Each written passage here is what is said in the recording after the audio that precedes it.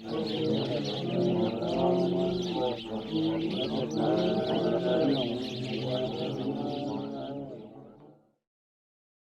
الله الرحمن الرحیم. الحمد لله والصلاة والسلام على سیدنا رسول الله و علی آله و اصحابه و من والاه. اما بعد، یاران و عزیزان بیننده، خدمت شما عرض ادب و احترام دارم. السلام علیکم و رحمت الله و برکاته.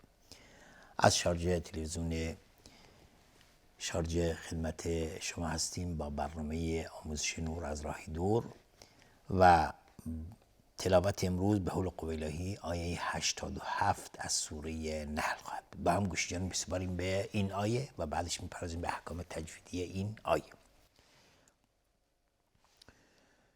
اعوذ بالله من الشیطان الرجیم و القوا الی الله یومئذ السلم وضل عنهم ما كانوا يفترون. بله، آیه 87 از سوره نحل. و القوا، قاف از حروف استعلا است. الی الله، لفظ جلاله مفخم هست چون قبلش فتحه اومده. یومئذ السلم، اینجا تنوین عبارت از نون ساکن هست. یومئذ السلم، و به همین خاطر چون نون ساکنه و اینجا لام هم ساکنه، پس ما برای اینکه در زبان عربی دو ساکن پشت سر هم واقع میشه، نون اول که ساکنه رو کسره میدیم. یومئذ السلم. السلم الف لام شمسی است. و ضل، ضاد از حروف استعلا است. عنهم، نون ساکن بهش های دو چشم اظهار حلقی، میم ساکن بعدش میم ادغام شفوی.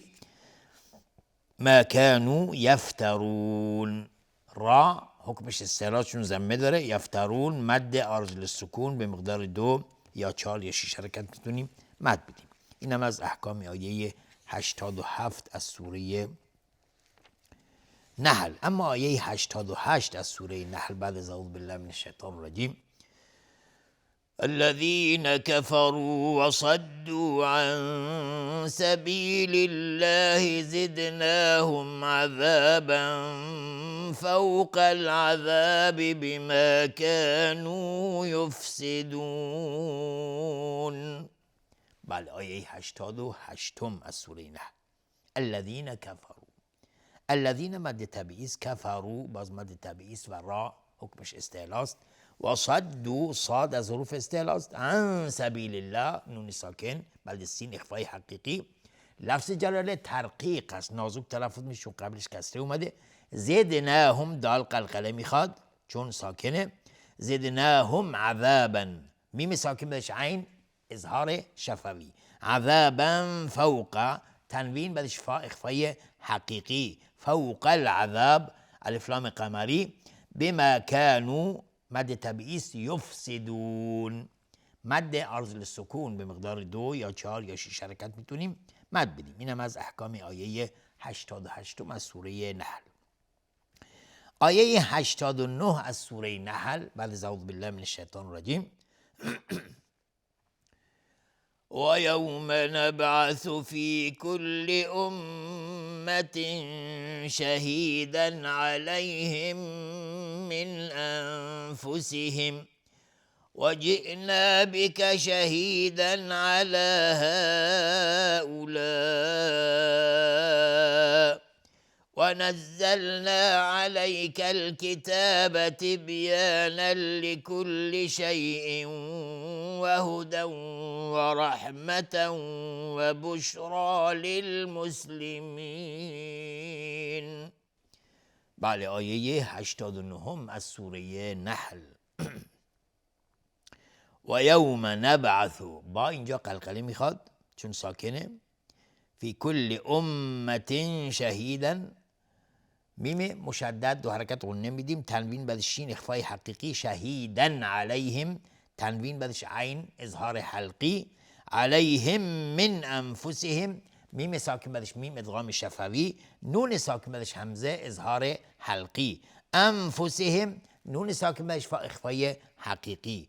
اینجا اگر توقف کردیم من انفسهم، توقف میکنیم. بخوایم عبور بکنیم میم ساکن بهش واو اظهار شفوی.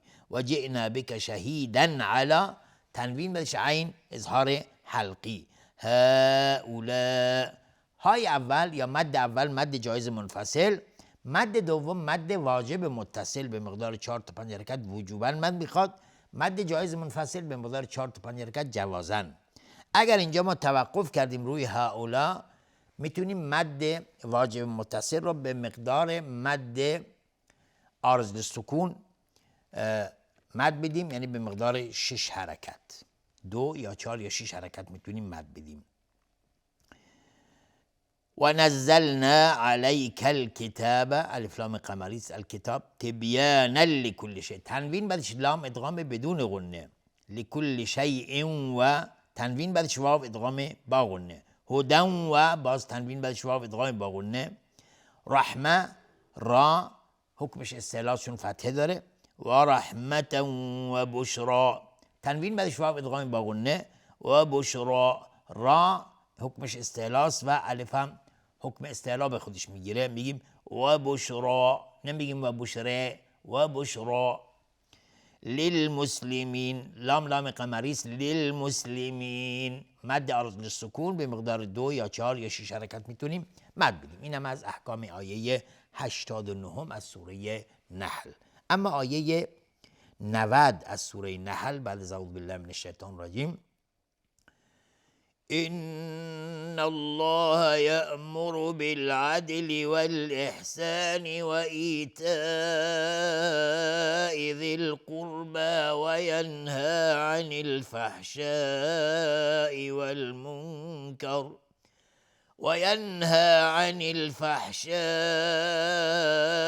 والمنكر والبغي يعظكم لعلكم تذكرون.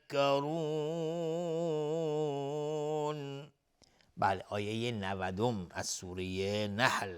ان الله، نون مشدد 2 حرکت غنه میدیم، لفظ جلاله تفخیم هست چون قبلش فتحه اومده، یأمر را حکمش استعلا چون ضمه داره، بالعدل الف لام قمری دال قلقله میخواد چون ساکنه، والاحسان الف لام قمری، و ایتاء ذی القربى مد واجب متصل به مقدار 4 تا 5 حرکت وجوبا مد بخواد، ذی القربى الف لام قمری، قاف از حروف استعلاس و را هم حکمش استعلاس چون ساکن قبل ضمه اومده، و ینهى نون ساکن بهش های دو چشم اظهار حلقی، عن الفحشاء الف لام قمری، الفحشاء مد واجب متصل به مقدار 4 تا 5 حرکت وجوبا مد میخواد، والمنکر الف لام قمری و نون ساکن بهش کاف اخفای حقیقی، والمنکری، و را هم حکمش ترقیق است چون کسره داره، والبغی الف لام قمری و غین از حروف استعلاس. اینجا وقتی که توقف کردیم میگیم والمنکری والبغی با سکون یا. بخوایم عبور بکنیم والبغی یعظکم و ضادم از حروف استعلاس، یعظکم لعلکم میم ساکن بهش لام اظهار شفوی، لعلکم تذکرون باز میم ساکن بهش تای 2 نقطه اظهار شفوی، تذکرون را حکمش استعلاس چون ضمه داره، تذکرون مد عارض للسکون به مقدار 2 یا 4 یا 6 حرکت میتونیم مد بدیم. اینم از احکام آیه 90 از سوره نحل. اما آیه 91 از سوره نحل بعد از اعوذ بالله من الشیطان الرجیم، و اوفوا بعهد الله اذا عاهدتم ولا تنقضوا الایمان بعد توکیدها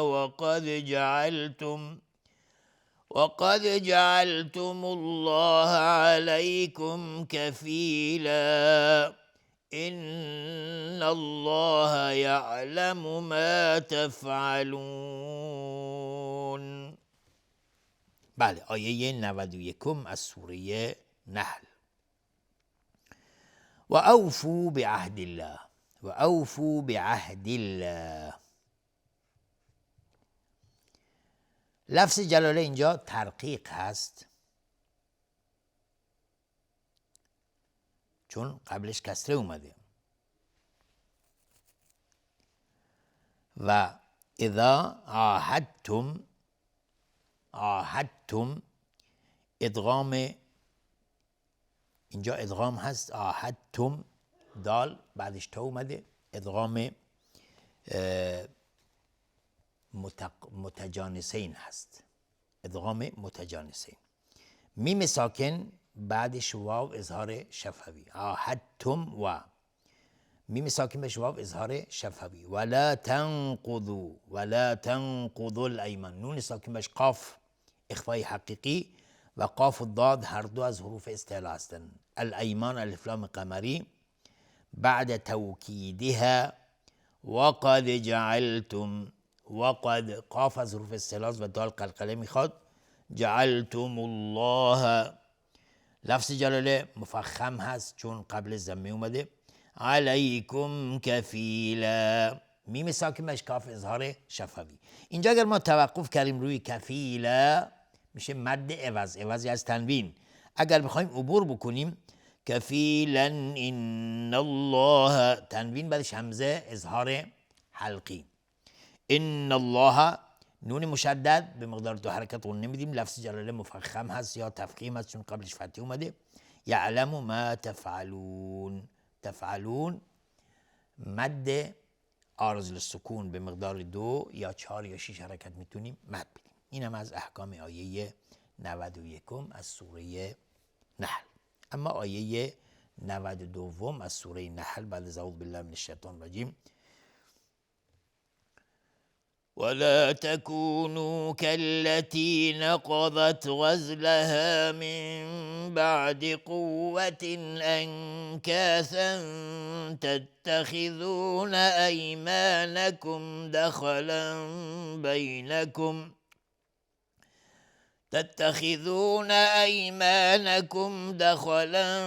بينكم أن تكون أمة هي أربى من أمة إنما يبلوكم الله به وليبينن لكم يوم القيامة ما كنتم فيه تختلفون.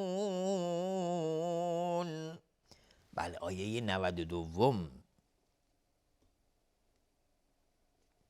از سوره نحل. ولا تكونوا كالتي مد تبیس نقضت غزلها، نقضت قاف و ضاد هر دو از حروف استعلا هستند و تا صفت همز دارد. نقضت غزلها غین از حروف استعلا است.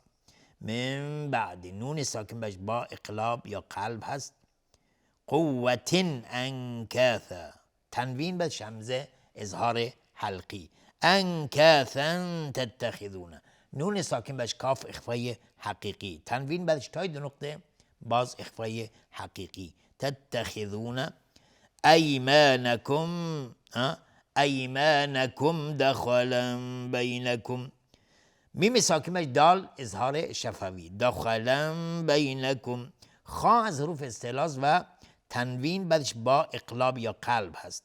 بینکم ان تکون میم ساکن بهش همزه اظهار شفوی. ان تکون نون ساکن بهش تای 2 نقطه اخفای حقیقی.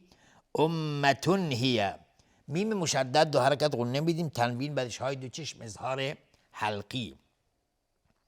هی اربع را ساکن قبلش فتحه اومده حکمش استعلاست. من امه نون ساکن بهش همزه اظهار حلقی و میم مشدد 2 حرکت قول نمیدیم. اینجا اگر توقف کردیم میگیم من امه با سکون ها. اما اگر بخوایم عبور بکنیم تنوین بعدش همزه باز میشه اظهار حلقی، میگیم هی اربع من امت انما تنوین بهش همزه اظهار حلقی. انما نون مشدد 2 حرکت قول نمیدیم. یبلوکم الله به با قلقله میخواد چون ساکنه و لفظ جلاله مفخم یا تفخیم هست چون قبل ضمه اومده. و اگر توقف کردیم روی به با سکون ها میگیم انما یبلوکم الله به با سکون ها. اگر عبور کردیم های ضمیر مد صله صغراست میگیم انما یبلوکم الله به وليبینن لكم. دقت کن اینجا وليبینن چند تا حرف پشت سر هم هست، شاید مثلا بعضیا اشتباه تلفظ بکنن. لیبینن و نون تشدیدار دو حرکت غنه می. لکم یوم القیامه، میم ساکنش یا اظهار شفوی، القیامه الفلام قمری. ما کنتم، نون ساکنش تای دو نقطه اخفای حقیقی، میم ساکنش فا اظهار شفوی. تختلفون، خا از حروف استعلاست. تختلفون مد عارض للسکون به مقدار 2 یا 4 یا 6 حرکت میتونیم مد بدیم. اینم از احکام آیه 92 از سوره نحل. اما آیه 93 از سوره نحل بعد از اعوذ بالله من الشیطان الرجیم: ولو شاء الله لجعلكم أمة واحدة ولكن يضل من يشاء ويهدي من يشاء ولتسألن عما كنتم تعملون. بله، آیه 93 از سوره نحل. ولو شاء الله، مد واجب متصل در شاء الله. ولو شاء الله لفظ جلاله هم مفخم هست و شاء الله اینجا گفتیم مد واجب متصل هست و لفظ جلاله مفخم است چون قبلش فتحه اومده. لجعلکم امتا، میم ساکن بعدش همزه اظهار شفوی، میم مشدد دو حرکت غنه میدیم، تنوین بعدش واو ادغام با غنه. امتا واحدتا و تنوین باز بعدش واو ادغام با غنه. ولكن يضل من يشاء. در این آیه بسیار بیشتر احکامش به حساب احکام ادغام هست. ولكن يضل، نون ساکنش یا ادغام با غنه. من یشاء، باز نون ساکنش یا ادغام با غنه. یشاء مد واجب متصل و یهدی من یشاء، باز ادغام با غنه. یشاء مد واجب متصل. ولتسألن عما، نون مشدد و میم مشدد دو حرکت غنه میدیم. کنتم تعملون، نون ساکن تای دو نقطه اخفای حقیقی و میم ساکن تای دو نقطه اظهار شفوی. تعملون مد عارض للسکون به مقدار 2 یا 4 یا 6 حرکت میتونیم مد بدیم. اینم از احکام آیه 93 از سوره نحل و با این حکم رسیدیم به پایان این برنامه. امید است این برنامه تا اینجا مورد توجه و استفاده شما عزیزان قرار گرفته باشه. تا دیدار دیگر و برنامه دیگر همه شما عزیزان رو به خداوند بزرگ میسپارم. آخر دعوانا ان الحمدلله رب العالمین و السلام علیکم و رحمت الله و برکاته.